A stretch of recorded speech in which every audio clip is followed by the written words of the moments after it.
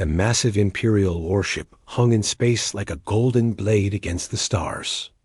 Inside its command bridge, Lord Krell of the Galactic Empire studied the blue-green world below. Earth, such a small planet, yet its inhabitants dared to refuse the Empire's generous offer of vassalage. "Ambassador, Ross requests permission to board," announced a subordinate. Krell's 4 eyes narrowed. These humans were peculiar creatures, bipedal, fragile-looking, with only 2 eyes and no natural armor. They had achieved faster-than-light travel merely 50 years ago, while the Empire had ruled the stars for millennia. Ambassador Ross entered the bridge with 2 guards. The humans stood barely half Krell's height, yet walked with strange confidence. Ross carried a simple data pad, nothing more. "Lord Krell," Ross began, his voice steady. "I bring a message from Terran Command. Speak, primitive. Tell me why your species refuses the protection of the Galactic Empire. 1,000 worlds bow to us. You control only 12 colonies. This resistance is illogical." Ross activated his data pad. "Terran Command wishes me to inform you that all Imperial vessels have 72 hours to leave human space. This includes the Sol system, our colonies, and the neutral zones we've claimed." The bridge fell silent. Several Imperial officers made sounds of disbelief.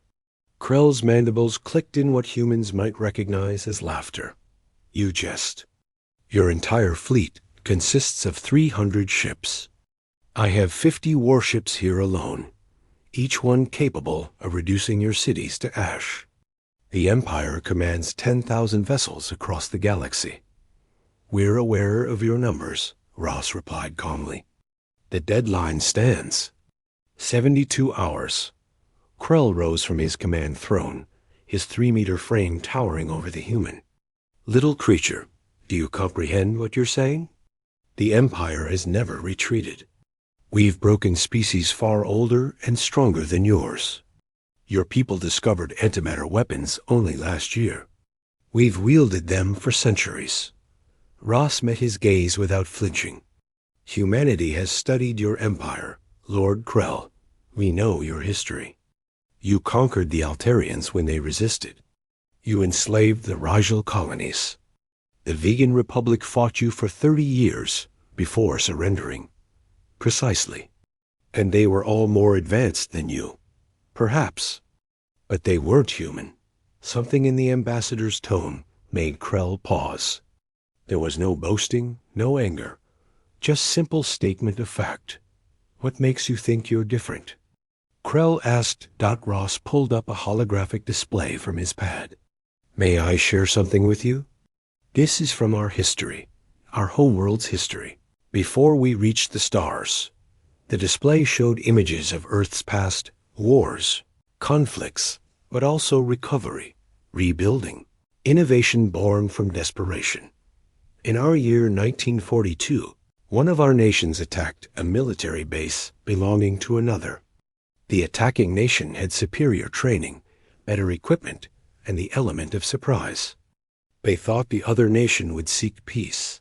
And Krell asked, intrigued despite himself.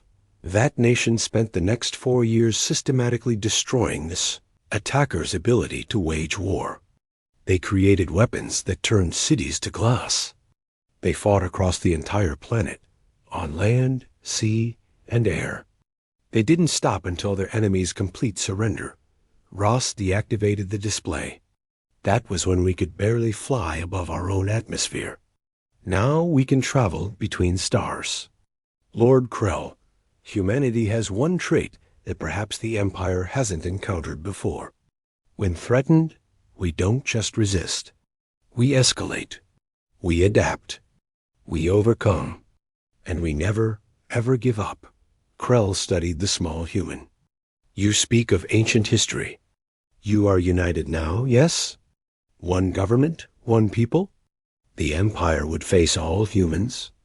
Every single one." Ross handed over the data pad. "This contains our formal declaration. Any Imperial vessel remaining in human space after the deadline will be considered hostile. Any attack on human colonies or Earth itself will be met with total war. Not the limited conflicts you're used to, Lord Krell. Total war. A kind humanity perfected long before we reached the stars. The ambassador turned to leave, then paused. 72 hours, Lord Krell. Terran Command suggests you use them wisely. As Ross departed, Krell stood in silence, holding the human datapad. For the first time in his long career serving the Empire, he felt something unfamiliar. Uncertainty. Asterisk. The Imperial Council chamber stretched vast and golden, its domed ceiling displaying a real-time map of the Empire's 1,000 worlds. Lord Krell stood before the assembled leaders, Ambassador Ross's datapad still in his clawed hand. They gave us an ultimatum? General Tarn's voice boomed across the chamber. The general's scarred carapace gleamed under the lights. These humans who learned to split atoms just centuries ago dare to threaten the Galactic Empire? That is correct, Krell confirmed. 72 hours to leave their space entirely. Laughter rippled through the council. Most members found the situation absurd. The Empire had stood for 3,000 years. No species had ever forced them to retreat. Show them strength, Tarn declared, his forearms gesturing dramatically. One demonstration. Destroy one of their colonies. They'll beg for our mercy within days. I advise caution, a quieter voice interrupted. Historian Malik, ancient even by Imperial standards, leaned forward. I've studied their transmissions, their history. These humans are ... unusual. Unusual how? Asked Emperor Zarek from his elevated throne. The Emperor rarely spoke during council meetings, making his interest notable. Malik activated a holographic display. Most species develop space travel after achieving global peace. Humans developed it during what they call a Cold War, a state of perpetual near conflict between their major powers. They reached their moon not for exploration, but to prove superiority over rivals. So they're warlike. So were the Altarians, Tarn dismissed. No, General. The Altarians were warriors. Humans are something else. Malik changed the display, showing human military history. They invented rules for war, then invented ways to break them. They created weapons they considered too terrible to use, then used them anyway when pressed. They fought wars over ideas, not just resources. Meanwhile, orbiting Earth, Admiral Voss stood in Terran Command's strategic center. The room hummed with activity as officers tracked Imperial vessel movements. Status report. Voss commanded. All colonial militias report ready, Admiral. Mining Colony 7 has completed evacuation as planned. Decoy systems are online, reported Commander Drake. And the stealth fleet? Captain Taylor reports all ships in position within the asteroid fields. The Empire hasn't detected them. Voss nodded. Humans had learned much from studying Imperial technology over the past months. The Empire's sensors were advanced but configured for known threats. They wouldn't detect ships powered down and hidden among iron-nickel asteroids. Back in the council chamber, the debate continued. Lord Krell, the Emperor addressed him directly. You've met these humans. What's your assessment? Krell hesitated. Their ambassador showed no fear, Majesty. When I mentioned our superior numbers, he seemed ... unconcerned, as if he knew something we didn't. Fear tactics, Tarn scoffed. They're bluffing. My scouts report their colony at Mining Colony 7 has minimal defenses. 12 orbital platforms, perhaps 30 fighters. I could take it with 3 ships. Then do so, the Emperor decided. Take 5 ships to be certain. Show these humans the cost of defiance. Historian Malik stood abruptly. Majesty, I must protest. Every species we've conquered fought conventionally. These humans studied something they call asymmetric warfare. They celebrate victories where smaller forces defeated larger ones through unconventional means. Your concerns are noted, Historian, the Emperor replied. But the decision is made. General Tarn, you have your orders. As the council dispersed, Krell approached Malik privately. You're truly concerned, Krell observed. Lord Krell, I've studied 10,000 years of galactic history. Every species follows patterns. But humans ... Malik pulled up one final image, a human nuclear explosion. They turned their own sun's power into a weapon while still bound to one planet. What might they do now that they can travel between stars? Krell watched Tarn departing with his staff, already planning the attack on Mining Colony 7. We'll know soon enough. On Earth, Admiral Voss received the intelligence update. Imperial ships were moving toward Mining Colony 7, exactly as predicted. Alert Captain Taylor. Operation Haymaker is authorized, Voss commanded. Then, to his staff, ladies and gentlemen, the Empire just made their choice. Now they'll learn why humanity's first rule of warfare has always been simple. Don't start fights. Finish them. The countdown clock on the main screen showed 43 hours remaining on humanity's ultimatum. But everyone in Terran Command knew the real countdown had just begun. The Empire thought they were calling humanity's bluff. We're about to learn humanity never bluffed about war. Asterisk. General Tarn's fleet dropped out of hyperspace at the edge of Mining Colony 7 system. 5 Imperial destroyers, each one a kilometer long, bristling with plasma cannons and missile pods. Against them, a mining colony with outdated defense platforms. Sensors show minimal activity, reported Tarn's tactical officer. The colony appears to be operating normally. Mining ships are still extracting ore from the asteroids. Tarn clicked his mandibles in satisfaction. They haven't even evacuated. These humans are either brave or stupid. He opened a communication channel. Mining Colony 7. This is General Tarn of the Galactic Empire. Surrender immediately or face destruction. Silence greeted him. Then, a single response in text only. Message received? That's all? Tarn was incredulous. No pleading? No negotiation?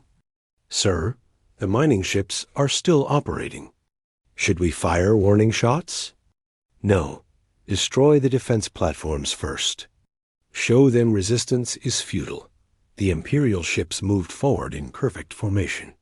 Their targeting computers locked onto the orbital platforms. Plasma beams lanced through space, and one by one, the platforms exploded. It was too easy. Sir, the tactical officer's voice carried confusion. The platforms ... They were empty. No life signs, no bodies. Before Tarn could respond, his sensor officer shouted, "Energy spike!" The mining ships shed their disguises. Beneath fake ore hauler shells were human warships, their railguns already charged. Captain Taylor's voice crackled across the Imperial fleet's communication system. General Tarn, this is Captain Taylor of the Terran Stealth Fleet. You were warned. You chose not to listen. The asteroids themselves came alive. What the Empire had dismissed as simple iron-nickel rocks were actually hollowed out, filled with mass drivers and missile systems. Hundreds of tungsten rods accelerated to near-light speed, slammed into the Imperial shields. How? Tarn roared. Our sensors detected nothing. His tactical officer worked frantically. They powered down everything, used the asteroid's natural mass to hide their signatures. Sir, we need to retreat. The Empire doesn't retreat from primitives. Tarn ordered all weapons to fire, but human ships weren't where they appeared to be. Electronic warfare drones projected false images, while the real vessels maneuvered using minimal thrust, letting momentum carry them. The Empire's advanced targeting systems, designed for energy-based detection, couldn't adapt quickly enough. Captain Taylor watched from the bridge of his ship, hidden in the shadow of a large asteroid. Phase 2.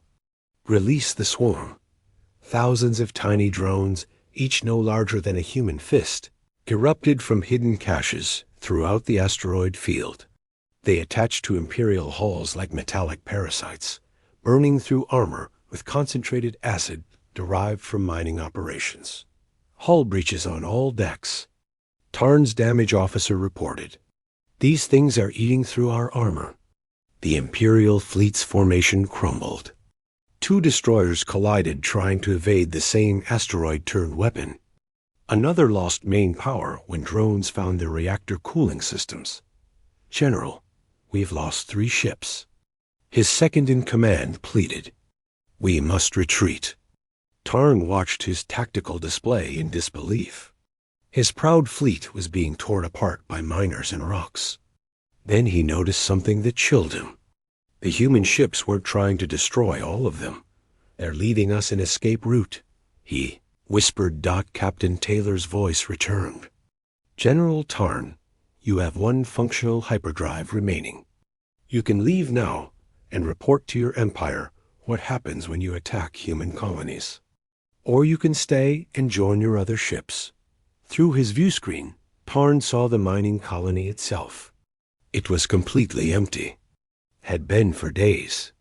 The humans had turned their own colony into bait, sacrificed their own infrastructure to make a point. Sir, hyperdrive ready. Tarn had never retreated in 200 years of service. But as he watched another destroyer break apart under concentrated railgun fire, he made his choice. Jump now. His ship vanished into hyperspace, leaving 4 destroyed Imperial vessels behind. The debris would float among the asteroids, a monument to the Empire's first defeat in 1,000 years. Captain Taylor opened a channel to Earth. Admiral Voss, Operation Haymaker complete. 4 Imperial destroyers destroyed, 1 allowed to escape as planned. Casualties? Voss asked. 0 human casualties, sir. We lost some drones and empty platforms. The colonists are safe on Transport Group Beta, heading for Colony 9. Well done, Captain. The Empire just learned Lesson 1. What's Lesson 2, Admiral? That was us being nice. In the asteroid field, human salvage crews were already moving in, studying Imperial technology from the destroyed ships. Every piece of data would be analyzed, every weapon system reverse-engineered. The Empire expected to fight the last war. Humanity was already preparing for the next one. Asterisk. The Imperial battle fleet emerged from hyperspace at the edge of the Sol system. 150 warships, the largest force assembled in 3 centuries. Lord Krell commanded from the flagship's bridge, having been given leadership after Tarn's humiliating defeat. Full sensor sweep, Krell ordered. He wouldn't repeat Tarn's mistakes. Multiple contacts, Lord. Earth has 300 ships in defensive positions. They're not hiding this time. Krell studied the display. The human fleet was arranged in layered defensive spheres around Earth. They were outnumbered, outgunned, and facing the Empire's finest warriors. Send the message, Krell commanded. Admiral Voss received it in Earth's command center. Lord Krell offers 1 final chance to surrender. The Empire will be merciful if we submit now. Our response? Asked Commander Drake. Activate Project Bidend. All phases. Across the Sol system, hidden systems came online. Humanity had spent 50 years preparing for this possibility. From the moment they'd discovered they weren't alone in the universe. The Imperial fleet advanced in standard formation. They'd reach Earth in 6 hours at current speed. Then the first surprise hit. Lord Krell. Asteroid trajectories changing throughout the system. For the past 3 years, humans had been quietly attaching engines to thousands of asteroids. Not enough thrust to be detected during routine scans, but enough to adjust orbits.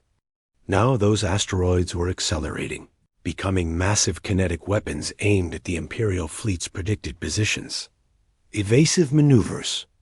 Destroy those rocks. The Imperial ships fired, shattering asteroids into fragments. But that only created clouds of high-velocity debris, each piece a potential hull breach. The fleet had to slow down, Dodge. Waste ammunition on rocks. Then Phase 2 began. Lord Krell, our navigation systems are malfunctioning. All ships reporting the same, sir. We're receiving contradictory data. Commander Drake smiled grimly. Viral warfare package uploaded successfully, Admiral. Their ships are now arguing with each other about where they are.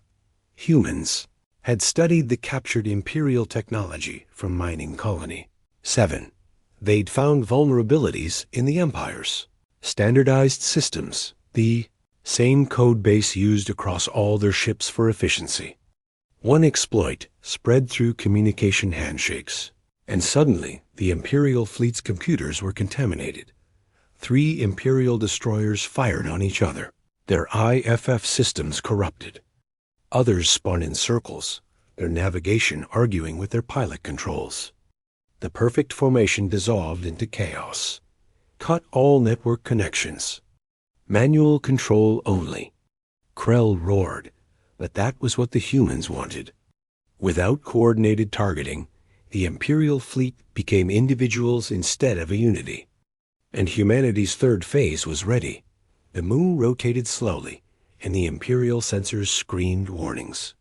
What they'd assumed was Earth's natural satellite was armored. Massive doors opened across its surface, revealing hundreds of mass drivers and missile silos. That's not a moon, Krell's tactical officer whispered. It's a fortress. Admiral Voss gave the order. Fire. The moon's weapons erupted simultaneously. Relativistic kill vehicles. Simple tungsten rods accelerated to 90% light speed. Antimatter warheads that humans weren't supposed to have mastered yet. Gravity bombs that created temporary singularities, crushing Imperial ships into points. How do they have antimatter weapons at this scale? Krell demanded. His science officer checked readings 3 times. Sir, they're producing it. Multiple facilities on the moon. They've been mass-producing antimatter for years. The Empire had assumed humans, having just discovered antimatter, could produce only tiny amounts.